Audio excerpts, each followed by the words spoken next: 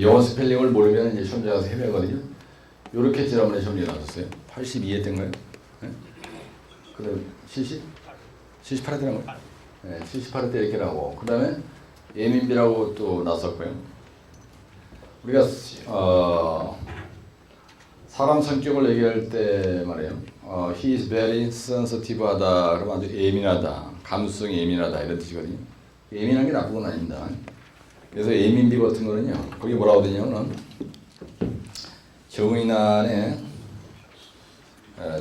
뭐라고 되냐면 함수비를 변화시키지 않은 상태에서 함수비를 일정하게 고정해 놓고요. 교란을 시키면은 파괴가 되거든요. 그래서 강도가 저하가 돼. 그래서 반죽됐다 이 얘기는 막 흐트러뜨렸다는 얘기입니다. 그래서 점토를 교란시켜서 함수비를 변화시키지 않고 오랫동안 방치해두면은 토립자의 배열 상태가 원상으로 복귀해 전당강도가 회복된다. 이것을 식소스로피 현상이라고 한다. 네? 근데 그 식소스로피를 뭘로 얘기하느냐? 예민비로 표현한다. 이런 얘기거든요. 예민비가 뭐냐? 그래서 불교란시로의 압축강도를 교란시로의 압축강도로 나눈 거다. 이렇게 되어 있는 거예요. 그래서 예민비가 100보다 큰 놈을 초예민 점토라고 한다. 그래서 큐케크레이라고 한다. 요까지만 가면 되는 거예요. 그래서 예민비의 정의를 얘기할 때 그 다음에 예민비와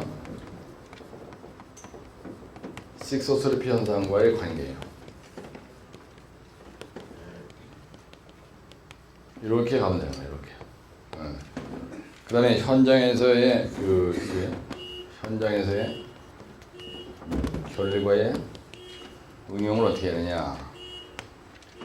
근데 예민비라고 하는 건 뭐냐면요. 그 그림이 나와 있는데 이걸 그림에다가 그릴 때 0.5페이지 분량으로 항상 그리라 그랬어요. 0.5쪽 분량으로 그려야 여기다 표현할 수 있다. 근데 여기다 선언한 그리기 2번을 그것이라고 그래요.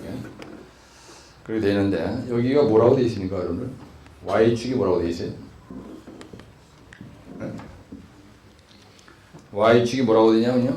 이게 강도인데 우리가 흔히 강도라면 전당 강도를 얘기하는 겁니다. 콩그릴 때 무슨 강도예요? 압축 강도죠. 그 다음에 여기는 시간이에요. 시간이 지남에 따라서 어떻게 되느냐 얘기입니다. 그럼 강도가 크다. 그 얘기는 원집안의 흙이다 이렇게 생각하시는 거예요. 그러면 강도가 큰데요. 이렇게 있다가 이걸 교란을 딱 시키는 거예요. 그러면 강도가 떨어지는데 제로까지는 오지 않습니다. 그렇죠? 예, 제로까지는 오지 않는 거예요. 여기까지 왔다가 그래서 여기서 이제 교란을 시켰다는 거예요. 교란. 리몰딩 했다. 그 다음에 시간이 지나. 그럼 강도가 쓱 회복되는 거예요. 그래서 거기에 뭐라고 되어 있냐면 경화라고 되어 있어요. 경화. 요게 영어로다가 하드 딱딱해졌다. 그래서 하드닝 이렇게 되어 있어요. 그래서 하드닝 이렇게 되어 있다고.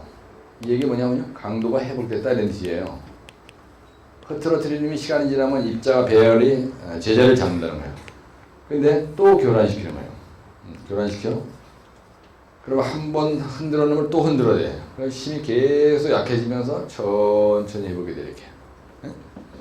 그래서 이걸 갖다가 회복이라고 해요. 강도 회복이에요. 그 다음에 또 교란시키는 겁니다. 교란을 딱 시키죠. 그럼 어떻게 되냐. 강도가 천천히 회복이 돼가지고 조지는 거예요. 이걸 얘기하는 겁니다. 그래서 AMB 정의 뭐라고요? 함수비를 고정시켜 놓고요. 고정시키고 이걸 갖다가 교란을 시키는 거예요. 여러분들 이걸 갖다가 소설을 수도 있으면 머리에 들어오질 않아요. 네? 교란시키면요. 그 다음에 강도가 저하가 돼요. 근데 시간이 지나 경과해. 그러면 강도가 회복이 되는 거예요. 요걸 갖다가 점토의 식소스로피 현상이다 이렇게 얘기하는 거예요. 현상. 그러면 이걸 갖다가 그림을 0.5페이지 그리고요. 이걸 갖다가 이런 식으로 깔으면은요. 그림 옆에다가 이걸 바로 쓸 수가 있고요. 이렇게 하죠. 네, 그러면 막말로 이 옆구리가 비지 않을 수도 있고 이거 밑에다 깔았다면은 이게 최소한도 몇 줄이에요. 내가 막 소설처럼 쓰는 것보다 이게 여러분들 이해가 다 잘 되죠. 교란시킨다. 그래요. 강도가 저하됐다가 그죠? 또 시간이 경과해. 강도가 회복이 됐다. 이렇게 쓰는 게 좋겠죠. 그죠? 근데 여기에서요. 요걸 갖다가 불교란 시료의 압축 강도라래. 불교란 시료의 일축 압축 강도고 이건 교란됐으니까 강도가 떨어진 거죠. 그죠? 예, 내가 이거 옛날에 공부할 때 책을 보니까 이해가 안 가요. 그래서 브라자 엔다스라는 놈이 있습니다. 이름이 더러워요. 브라자, 여자 브라자. 브라자 엔다스라는 사람이 사람 이름이에요. 이님이 진 책을 보니까요. 소울 메카니스라고 하는 원서를 보니까 그래서 저는 원서를 좀 많이 보거든요. 왜 그러냐면 원서를 보면 이해가 빨라요. 한글로 번역하는 걸 보면 머리가 띵해지는 겁니다. 그래서 여러분들 내 책을 보면은 영어 표현이 아주 끝내주게 되어 있는 게 많아요. 그냥 원서를 보고 내가 정리한 거기 때문에 그래요.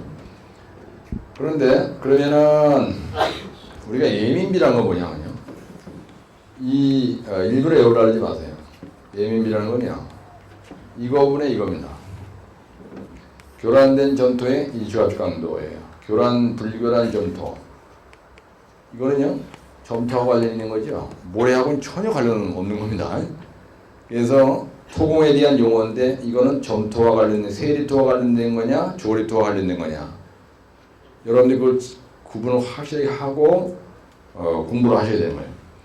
교란된 점토의 일주압축 강도입니다. 그러면 동영상 화면에 이렇게 띄어요. 그죠? 예, 그러면 이거분의 이거다 이거야. 그죠? 그래서 요겁니다. 요걸 얘기할 때 여러분들이 시험장에 가서 쓸 때 대정을 이번에 보면요. 예민비와 식소트로피의 관계 이렇게 쓰는 거예요. 식소트로피의 관계. 그 다음에 현장에서 결과의 응용. 이걸 많이 안 써도 그림 때문에 이게 페이지 잡아오는 건 일단이에요. 그래서 예민비라고 하는 저 그림을 딱 쳐다보면 예민비라고 하는 거는 불교예요. 그래서 이게 100보다 큰 놈을 우리가 뭐라 하냐면요. 초예민 점토라고 해요.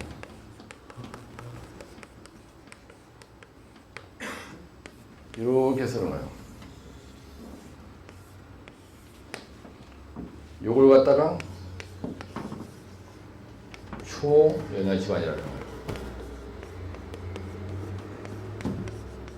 요런 집안이 바로 매립지예요. 매립지야. 이렇게 딱 쓰라고요. 시험장에서. 그러면요. 이게 0.3페이지 정도 되는 거예요. 그래서 여기다 불교란 점토의 일주압축 강도. 그 다음에 이거는 교란 점토의 일주압축 강도. 이게 불교. 그래서 여기 올 때 예불교다. 이렇게 외우시면 예불교. 응? 약자로 예. 그 다음에 불교다. 근데 여러분들이 말이죠. 이것도 그렇고요. 요것도 그렇고 요 그림을 보고 해결하려고 했지. 이해한 대로. 요거는 완전히 따로 국밥이고요. 요걸 별도로 외우려고 하면 대가리에 절대로 들어가지 않습니다. 그래서 현장 결과 이게 어떻게 되냐. 점성토의 용어를 뭐라 그래요? 여야 집안의 판정 기준이 됩니다. 판정 기준이 되는 거예요. 예민비가. 그 다음에 말뚝을 받기시. 그죠? 말뚝을 받기시. 식소스럽이 현장에 의해서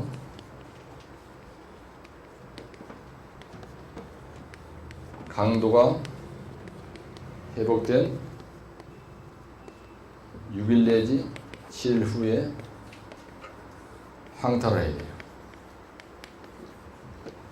재하시험을 해야지. 항타가 아니고요. 재하시험을 해요. 설계 지지력이 나오는 거예요.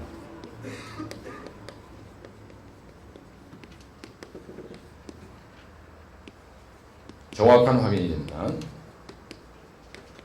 그럼 느닷없이 여기다가 말뚝 그림 하나 박는 거예요. 집안이 이렇게 있죠? 여기다 재하시험을 할 때 이게 재하시험 하잖아? 여기다 재하시험을 하는 거예요. 이렇게 딱 그리고 끝내요. 그죠? 예, 이거 R18, T18, BH18 H8 강관팔 이렇게 무슨 말이냐면요. 말뚝을 박았습니다. 박으면 분명히 여기 교란이 돼 이렇게. 이 부분이 교란이 됩니다. 예. 그런데 말뚝을 박고 나서 바로 그냥 여기다가 그냥 100톤짜리를 올려놓고 이게 설계 지지력이 100톤 나왔나 확인하려고 여기다 100톤짜리 눌러놓고 하면은 푹 들어가 버려요. 그죠?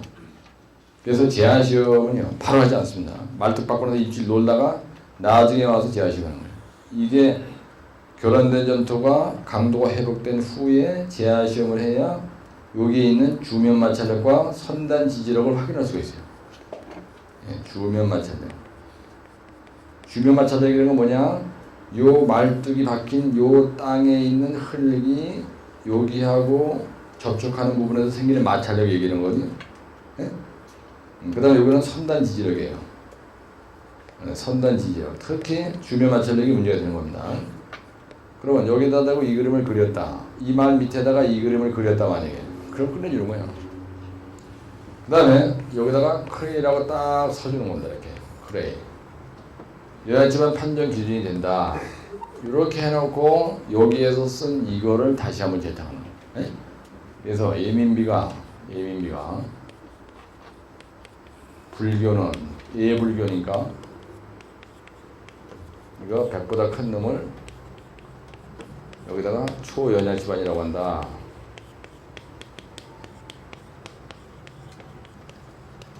이렇게 딱 쓰는 거예요. 그래가지고 이걸 박스체를 한번 샥 해줘. 그럼 이 자식이 왜 쓴말을 또 썼을까? 그게 아니고 답안지가 진짜 폼난 거예요. 그죠? 그렇게 하시고요. 하여튼 공부하실 때 중요한 게 뭐냐면요. 자신감입니다. 자신감. 네? 여러분 공부할 때 중요한 게 자신감이에요. 이게 물지에게 중요합니다. 아주. 절대로 망설이지 마세요. 어차피 이판사판이니까. 그죠? 네, 공부하다 보면 자꾸 망설이지죠. 그죠? 매 교시마다 점수가 잘 나오는데 어느 한 교시가 잘못된 원인을 알았으면은 그죠? 잘 나온 부분에 대한 감각을 가지고 그죠? 때리면 되는 거예요. 때리면. 네, 오늘 한 문제만 더 하고 끝내겠습니다. 만약에 여러분들 시험장에 가는데요. 어떤 미친놈이 퀴크 크레이를 냈다 이거야. 시험 문제는. 그죠? 그럼 여러분들 퀴크 크레이에 대해서 얘기하려면 이걸 그려야 되겠죠. 그죠? 네, 그러면 퀴크 크레이가 났다면 이게 바로 퀴크 크레이 정의죠. 네? 네, 근데 이걸 퀴크 크레이라고 안 내고 이걸 갖다 자식이 초예민 점토라고 સમ져놨어. 만약에 시험장에 가는데 예를 들어서 초예민 점토 이렇게 났다. 그죠? 만약에 예를 들어서 어떤 미치근이 초연약 집안이 뭐냐? 초연약 집안의 정의 이게 났다 이거야. 그럼 결국은 이걸로 설명하죠. 네? 그 다음에 요걸 갖다 우리가 초예민 점토라 그러죠. 그럼 초예민 점토는 이걸로 설명하는 거 아니지? 네? 여기다 그럼 이게 뭘 바뀌어요? 이게 초예민 점토로 바뀌는 거예요. 이게 바로 퀴크 크레이로 바뀌는 거예요. 요 대제목이 퀴크 크레이로 바뀌는 거야. 그 다음에 여기다가 이게 아니고 현장에서 결과 이용은 똑같아요. 그렇죠? 똑같아. 그러니까 내가 용어를 얘기할 때 아까 여러분들한테 예상 문제 나눠준 거 있어요. 숙제 해오라고 한 거. 그거 절대로 버리지 마세요. 예? 아, 이 교수님 뭐 예상 문제 뭐 25개, 17개, 뭐 37개 왔다 갔다 하는데 그게 뭡니까? 뭐 용어는 뭐 72가가 한다는데 그럼 지난번에 한번 나한테 준 쪽지를 보고 또 이건 뭡니까? 그런 소리 하지 말라고요. 예? 오늘 같은 문제에 나눠졌어요. 근데 만약에 이걸 확실하게 이번에 시험 보러 가기를 했다면 무조건 합격해. 응? 왜 그런지 아세요? 이렇게 내가 강의를 할 때 보면 여러분들이 전과를 한다 이렇게 얘기거든요. 이거는 뭐냐면요. 전체를 보는 눈이 생긴다는 얘기야. 이 말은 무슨 말이냐면요. 예민비를 가지고 여기에 나와 있는 식소스로피 현상, 그 다음에 예민비, 퀴크 크레이, 초예민 연토, 초연약 집안 하나 둘 셋 넷 다섯 여덟 일곱 보통 10개를 해결할 수 있게끔 내가 강의를 해준다고요. 그렇죠? 네? 그 얘기예요. 그 얘기라고요. 이런 식으로 하면 용어도 50개만 합격해요. 그러니까 그래도 뭔가 여러분들한테 또 안 나눠주고 자꾸 여기다 뭐 불러주고 막 이러니까 똥오지 못 가려가지고 그냥 승리도 아주 나눠준 거는. 네? 네, 그러니까 그거를 버리지 말고 그냥 완벽하게 그거 다 때려 부셨어. 그럼 추가로 뭐 더 해야 되니까 오늘 나눠준 유인물 말고 추가로 그러면 내가 이거는 자신 있게 했는데요. 노트를 가져서 나한테 보여줘. 완전히 통으로 말아로 먹었습니다. What is added item? 뭐가 추가하냐? 뭘 더했으면 좋겠습니까? 그리고 개별적으로는 내가 메모 적지 않아 줄게요. 네?